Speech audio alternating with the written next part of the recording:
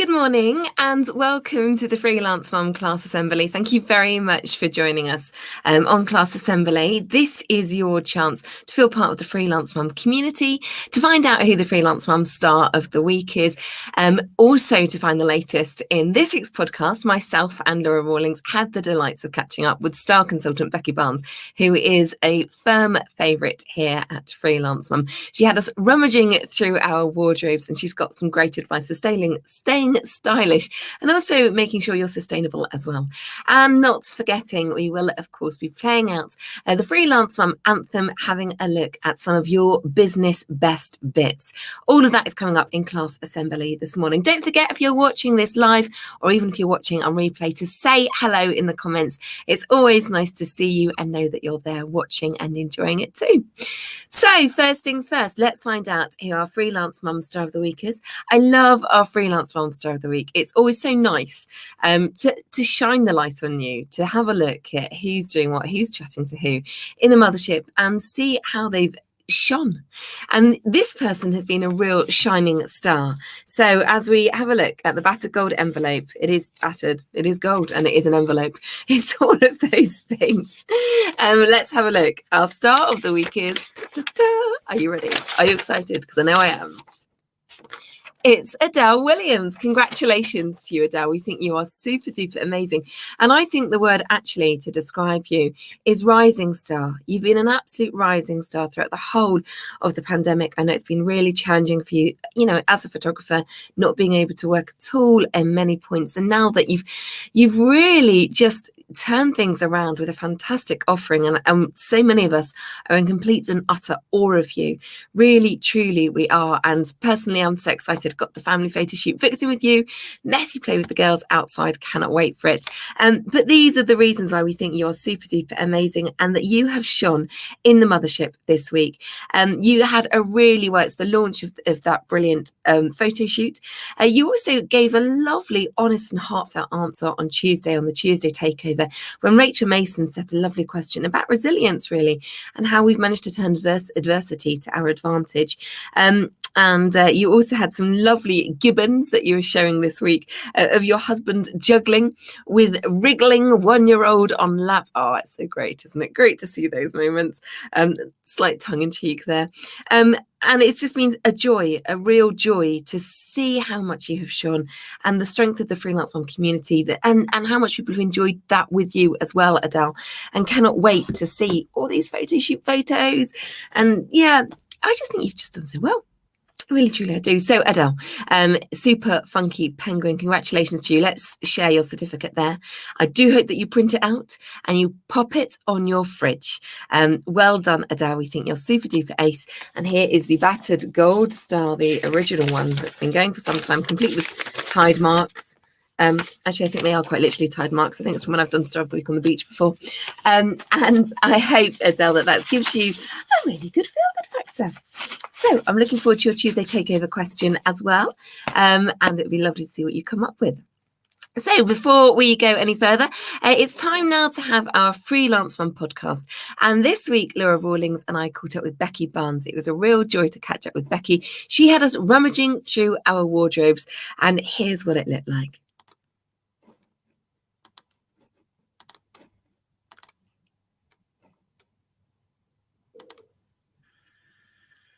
Hello and welcome to the Freelance Mum podcast. I'm delighted today to be joined by myself and Becky Barnes, who is a friend and familiar favourite to lots of us, a fellow freelance mum as well. She's a sustainable stylist and is very good at making lots of people feel jolly cheerful about what they wear and how they can make some more sensible decisions when it comes to clothing. Becky, welcome. Thanks for joining us today. Before we get chatting, I'd like to ask, how did you go about choosing your outfit today? What came into play when you made your decision process? And did you lay out your clothes the night before? I did lay out my clothes the night before, Faye. And because I don't know about your houses in the morning, but mine is pretty chaotic, trying to get children up and dressed and out of the door with the relevant sports kits, musical instruments, snacks, etc. So there really isn't time for faffing. So whenever I can, I do try and lay it out the night before. And what goes into the decision-making process in terms of what I'm going to wear is, one, I'll check the weather.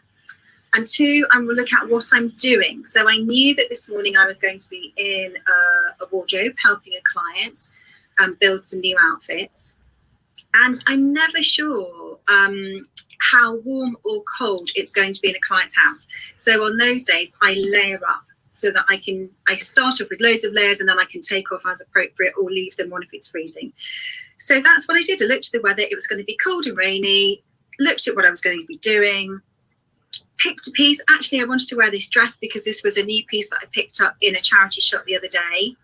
And so I've just picked out the red that's in the print with my earrings and my boots and my gloves to try and tie it all together. Okay, I've been noting down things, just so many things in what you've already said, Becky. So first of all, when in your wardrobe, have you put outfits together and you've stored things that you know work together all on one coat hanger, for example? No, I don't store them within my wardrobe that way. So the way I organise my clothes in my wardrobe is that I have a section for skirts, and then they go in sort of skirt length, sort of longer going to shorter. Tops, I will do long sleeve and short sleeve, and they will be in some kind of colour order as well. And then dresses and jumpsuits hanging up as well. And in my drawers, I have Marie Kondo, so I have folded them so they're all stacking up nicely, because I find that really annoyingly satisfying to look at, actually. So now I've done it, I have to stick with it. So everything's laid out. I haven't put them together in outfit format because the way in which I capture my looks is on my phone. Every time I create a look, I'll either stand in front of the mirror and do a mirror selfie, or I'll do a long arm selfie and put my phone up high and turn the camera towards me and take a photo that way. And then I've got an album on my camera roll, which is basically a history of all the outfits I've ever created, because my memory isn't what it used to be. I can't remember what outfits I put together last week, let alone 6 months ago. So by having a visual reference, that's how I remember what goes with what. So do you have anything in your wardrobe that is an aspirational piece for when you're, I don't know, if you, like I do, I've got things that I think, oh, well, if I'm looking very slim, I'll wear that. Or do you just only have things that you actually know and love to wear, and you could do it tomorrow? Any item you could pick up and just wear and it would fit and look good? Everything is wearable. There's a really common misconception that by keeping clothes that are too small for you in your wardrobe, or that you could just about get away with, there's this thought that if you have it there, it acts as a motivational tool for you to actually get in shape, tone up a bit more, lose a few pounds, and so on. Actually, the opposite's true. By having those things there and by not feeling good when you put them on every single time you try them on, just really makes you feel rubbish. So I always shift things out that are the wrong size. And that also goes for things that are too big. So if you have things which, again, don't quite fit right and maybe just keep falling off the shoulder or something, it's annoying. And you won't wear it because you put it on and then after 5 minutes you realise why you weren't wearing it. So it's just better to shift those things from the wardrobe. Now, Can I just mention one thing, and then I will shut up. Faye knows that I've basically just let you in my wardrobe there. How do you just let go of it? Because I have this thing of, gosh, you know, that was lovely. I used to wear that and I loved it. I spent money on it. I don't find it very easy just to let go of things like that. And I've now got the great excuse, and it's quite hard to donate to charity. Okay. Let me confess something to you, because I also find it difficult to let go of things.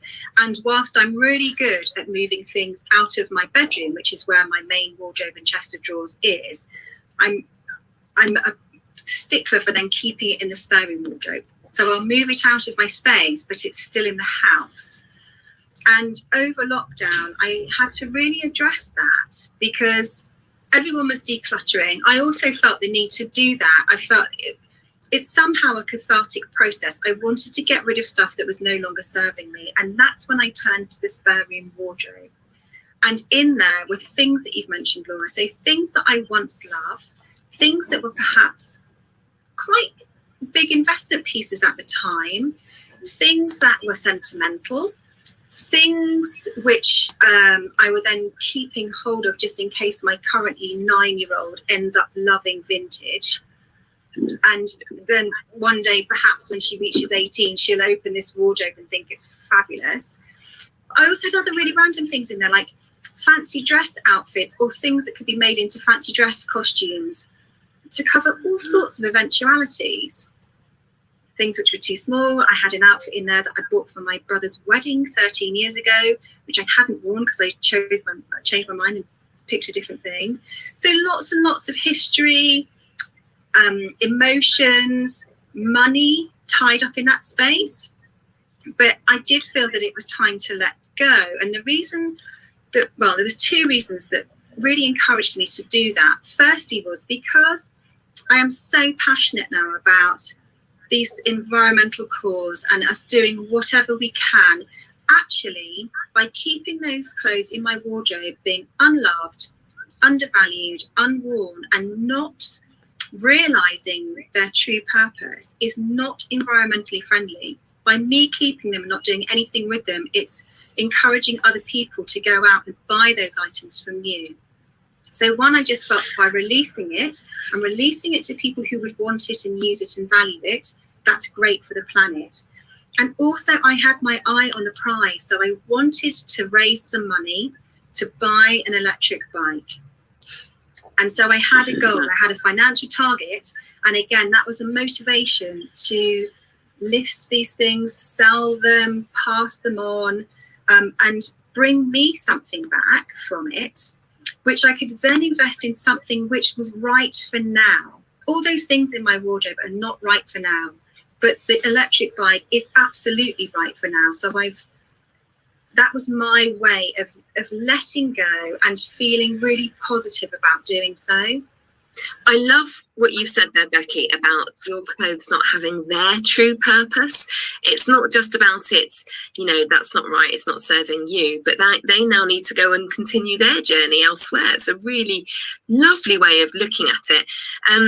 There are so many things. This conversation can go in so many directions. It's knowing which thought process to pick up on first, because I'm as excited about the bike and I want to touch on that. But before we do, Laura and I were just chatting a bit while we were waiting for you, and I'm going to share, hopefully, this photo. Can you see? There we go. Right, can you see that, Becky? Have you spotted Laura there? If you hone in, that was Laura this morning. She had a completely different outfit on, just wearing a sweater. Faye, I don't know.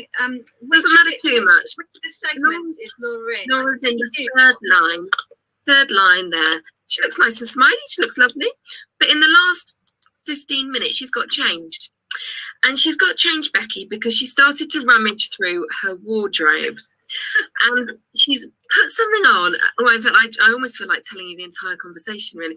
She's put something on, and really, basically, this is for Laura's other life. Okay, this is the life that in her head she still lives.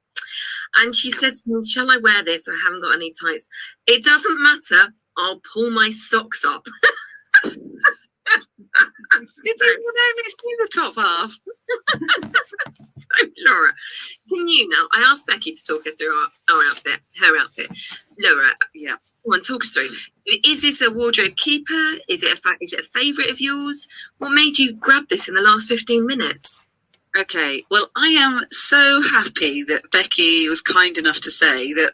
Yes, she goes through her main day-to-day wardrobe, but that she also has a bag or a wardrobe in the spare room. So this is from the bag that was in the spare room. Something I used to wear, and I used to wear to work. Haven't worn in ages. Still got loads of wear left in it. Feel I should be able to wear it. It's like I would wear that dress when I was feeling good, and I would wear it to work. But yeah, I haven't worn it in about, well, probably it's going to be like 4 years now, actually, if I think about it. And I put it on and I thought, I quite like it. It does reveal some lumps and bumps that weren't there before that I'm not that fussed about showing off. And so I'm debating whether I keep it or whether I dump it. And it has when I stand up and you see how short it is, I have put tights on, you'll be glad to know. It has a touch of that barmaid who used to be in Coronation Street with the curly hair, who I really liked. Liz, I think her name was, ages ago.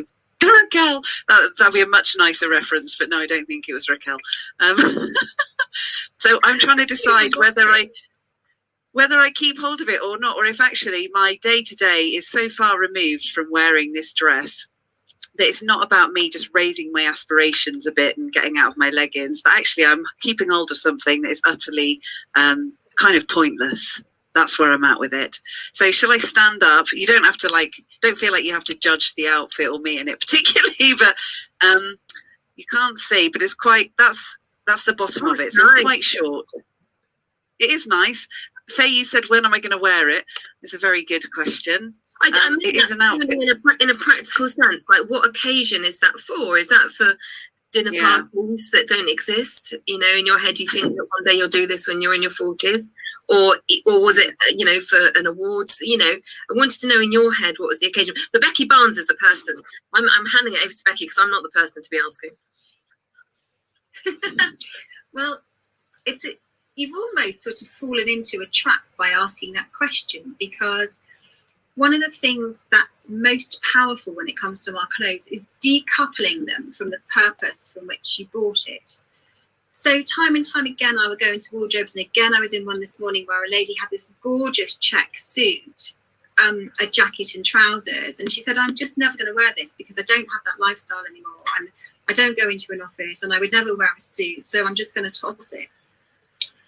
It's because in her head, she's thought she can only wear it in that environment because that's the environment for which she bought it. But in fact, they're just clothes. She doesn't have to wear them as a suit. You know, we styled the jacket up and we turned the cuffs back and we put it on with a pair of jeans and trainers and it looked really cool. And then we put the fitted trousers with a lovely winter white jumper and layered it up there with a biker jacket. Just completely different looks and completely different circumstances from the original purpose, but still completely current and wearable today because she hasn't actually changed shape. So when you say, where would you wear it? That's a relevant question because we have to understand what you need your clothes for, but it doesn't just have to be for one thing. Quite often there are different ways in which our clothes can be styled, meaning they can either be dressed up or dressed down. They can be dressed into a more casual state or a more formal, tailored state. And that is all about the combinations that you're putting together. So that dress, conceivably, you could put that with high heels and a clutch bag and put your hair up and put some makeup on in it. So going out dress. Or you could put it with thicker tights and longer slouchy winter boots and maybe a chunky cardigan over the top with a really nice scarf. And you've just made it a wear around the house type of outfit. So it's just understanding that all your clothes have so much flexibility within them. I mean, some dresses or outfits will be, you know, for a specific occasion, but they are generally quite few and far between. Most clothes have the ability to be styled any which way you want.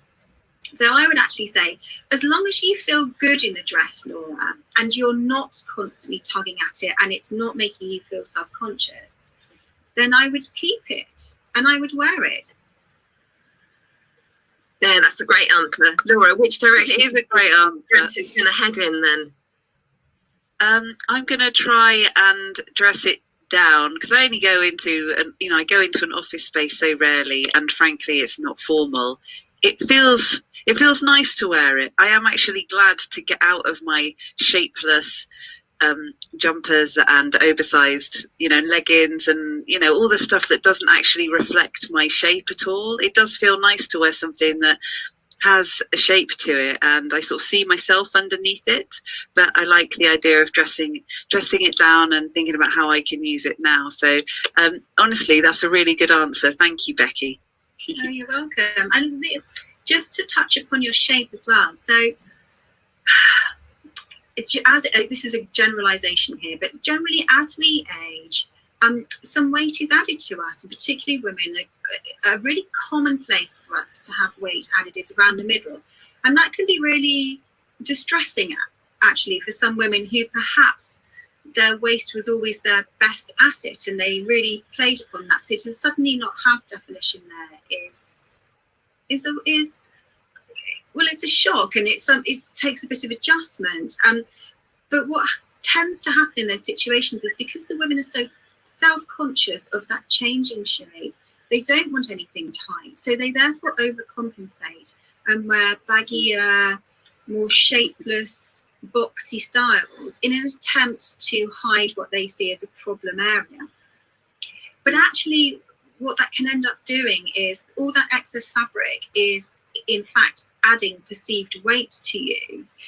Whereas if you were to just gently follow the silhouette of your body, and I don't mean by super tight, but gently follow, it feels better for you because you're not overpowered by the clothes. You still feel like you've got a lovely shape there.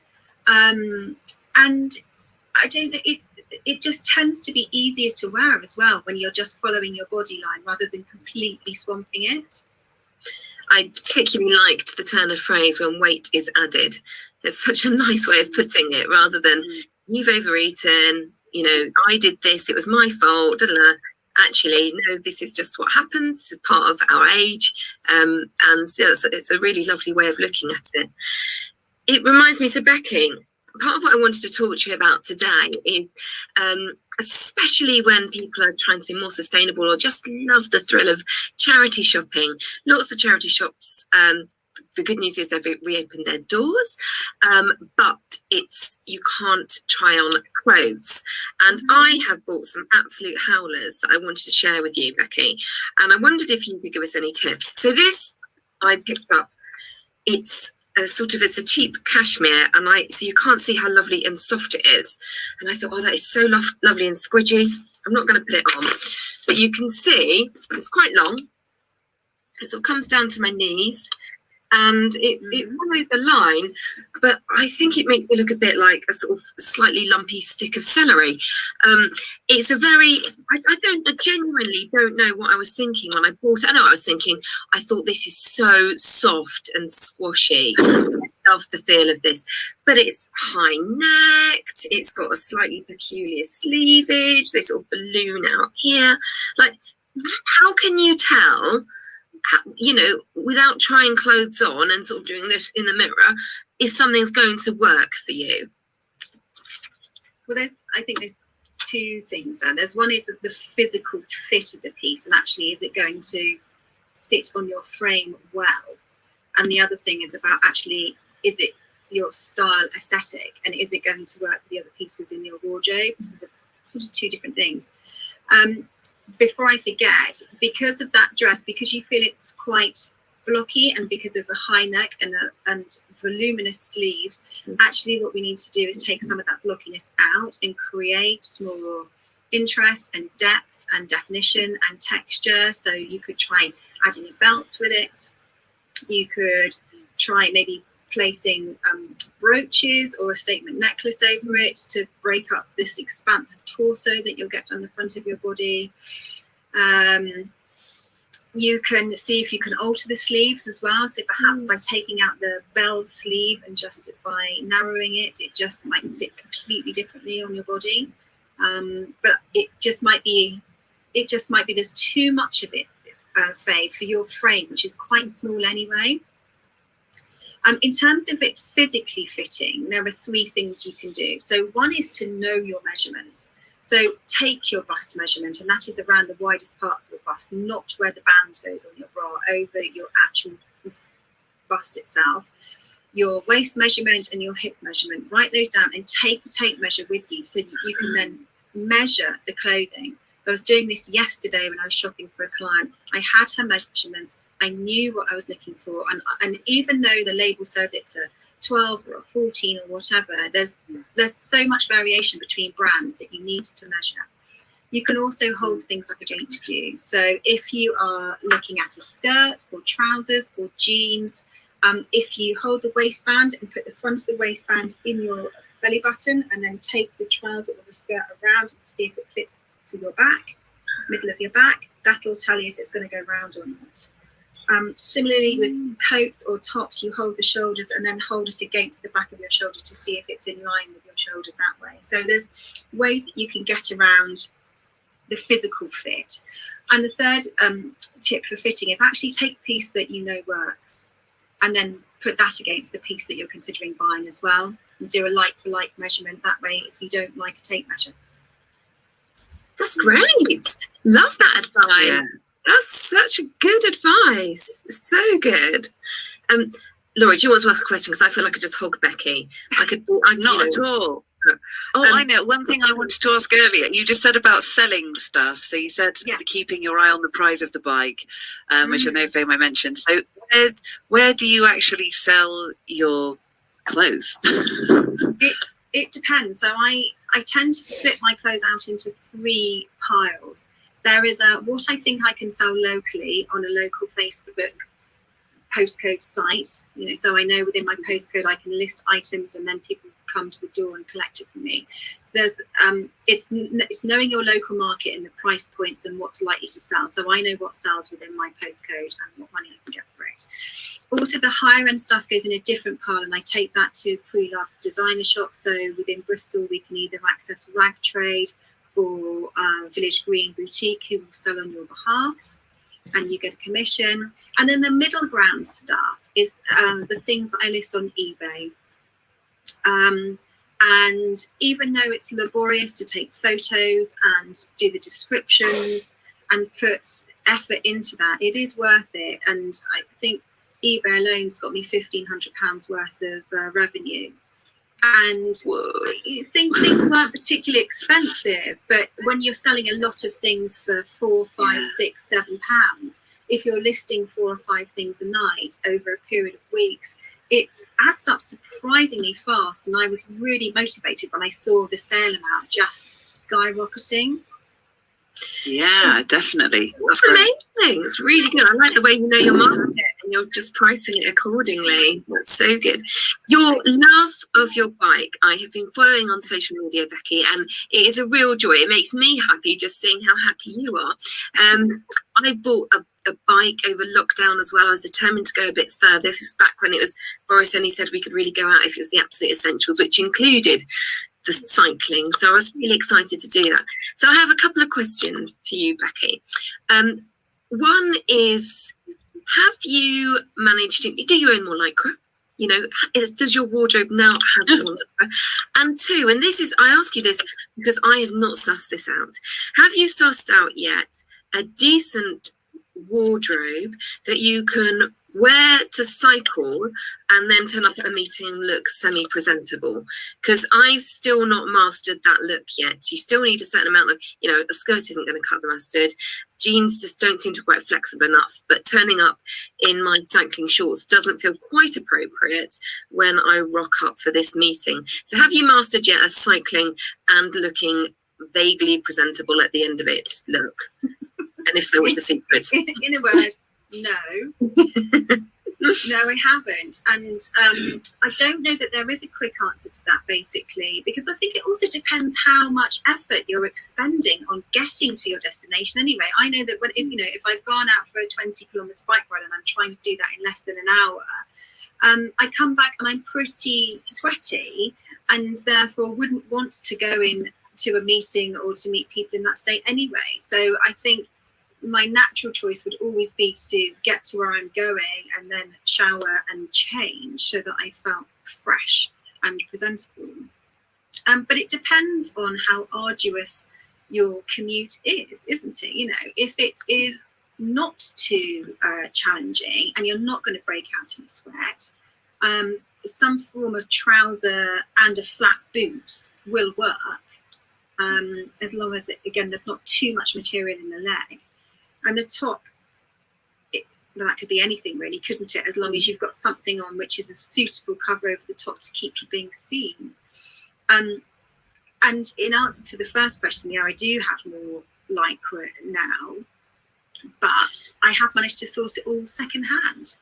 Lycra in itself is an awful thing for the environment. It's just absolutely full of plastic. It won't biodegrade, and I feel really bad about buying that from new. And so I challenge myself to buy things from charity shops to wear on my bike. And I've really been pleasantly surprised by the quality of the pieces I've sourced. They really are great. There's absolutely nothing wrong with them whatsoever. There are no signs of wear or tear. So I've got them that way, and I'm having to care for them in a different way as well, because they are based from a plastic source. It does mean they're shedding microplastics when I wash them. So I do stick them in my Guppy Friend bag, which is a bag which captures those before they go in the wash. It's still not a foolproof solution, but it's better than nothing. And, you know, sometimes you just think, well, you can only do what you can do. Laura, I didn't know of that bag. I've just written that down. Yeah, I could see you taking notes. Guppy Friend bag. Making notes. Yeah, I've not heard of that. A Guppy Friend bag.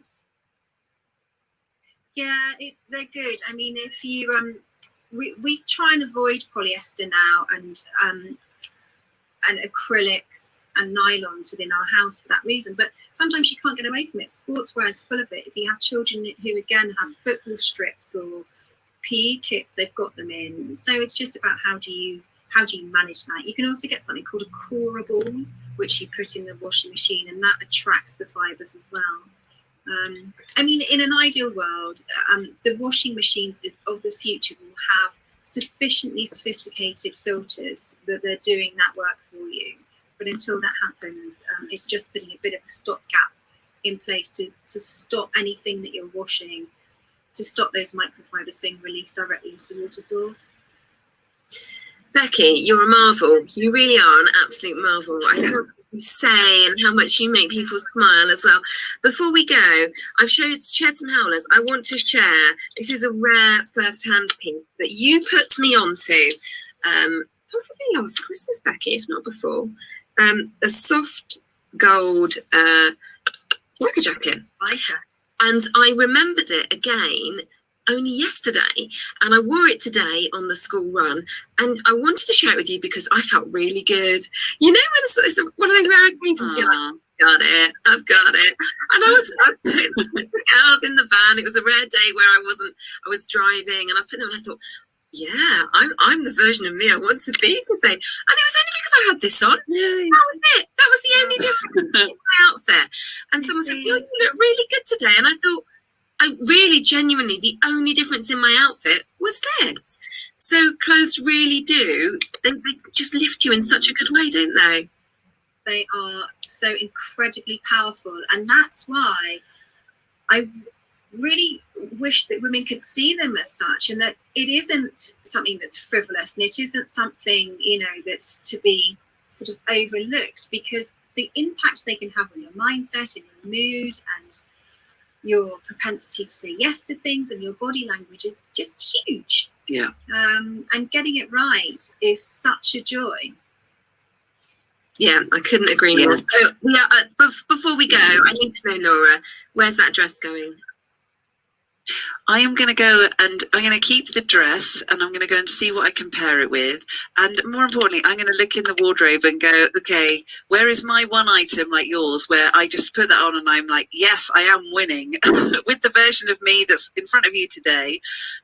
Yeah, what is my item that's like that? Because actually I don't know, but I know it is in the wardrobe somewhere, probably buried at the back.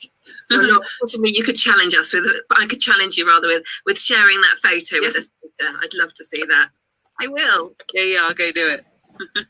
Becky Barnes, thank you, Becky, for taking the time to join us today. It's been a real joy. I love following you on social media. If people want to get in contact with you, what's the best way for them to do that? Well, you can look online, BeckyBarnesStyle.com, or on Facebook, Becky Barnes Style, same on Insta, and I'd love to help you. Thank you very much, Becky, and we'll see you soon. And you. Isn't she fab? I just love Becky Barnes. Honestly, just watching that back again, it gave me that feel-good factor. She's just got a brilliant way with people, knows how to bring out the best in women. She really does. And she's so sustainable as well. She's got great ethics. So do check out Becky Barnes if you'd like to work with her. She is a wonderful woman. Well, that's pretty much it for the Freelance Mum Class Assembly. Don't forget, you can always join us at the Freelance Mum Coffee Morning. They take place every Wednesday morning from 10:30 until 11. on Zoom. And if you'd like to find out more about it, you can join the Mothership, where we put the link in there. And if you've not tried out Freelance Mum before, do come and join us. You can try us for free for 30 days. Just check out freelancemum.co.uk, where you can find out more about our meetings. Try us for free, and if you fancy signing up after that, it's just a mere £15 a month, and you will always be made to feel welcome. Freelance Mum is a completely inclusive, encouraging, supportive community for fellow mums in business, and there is always someone there who will have your back. So don't be shy. If you're watching this and wondering what it's all about, you're always welcome to come and join us. Right, that's pretty much it from me this week. But before I go, it's time to play you out with our Freelance Mum Anthem, which I just love watching every single week. It's your best bits, your gubbins, which is your gorgeous business offering, and your gibbons, your children, some of the lovely moments that you've managed to share this week. Thank you for taking the time to send it to Claire. And don't forget, if you want to have your gubbins and gibbons included in the class assembly, please send them to Claire Edwards, and she will put them together and include them in the class anthem, which will be playing out across all our social media platforms. So without any further ado, let's play this one for you.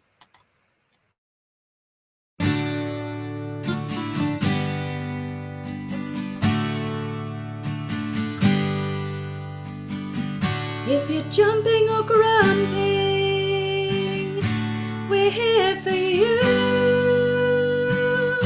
There's sharing and caring, and yummy cake too. With Faye at the helm of the mothership, we're all on board for an awesome trip. If you're true to yourself and follow your dream, you'll change the world and break the old routine. Out of the rat race and into the sun, hear us roar, we are Freelance Mum.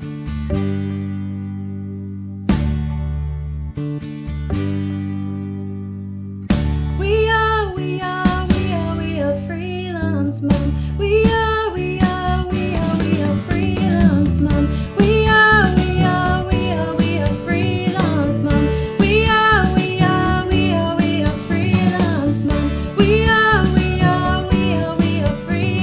Mum. We are Freelance Mum. Mummy's my hero. We are Beckys. Mummy shows me I can follow my dream. She's brave and clever. Shines like his sun.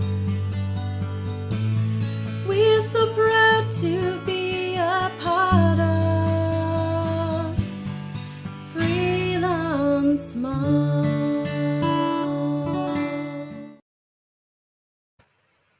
There we are. I just love watching all your best bits in the Freelance Mum Anthem, and it's so lovely to hear Rachel Mason sing there as well. In fact, I'm meeting Rachel Mason next week, and she's a singer-songwriter, and you can actually sing and socially distance again now, which I'm overjoyed. Can't wait to have a go at that on Monday.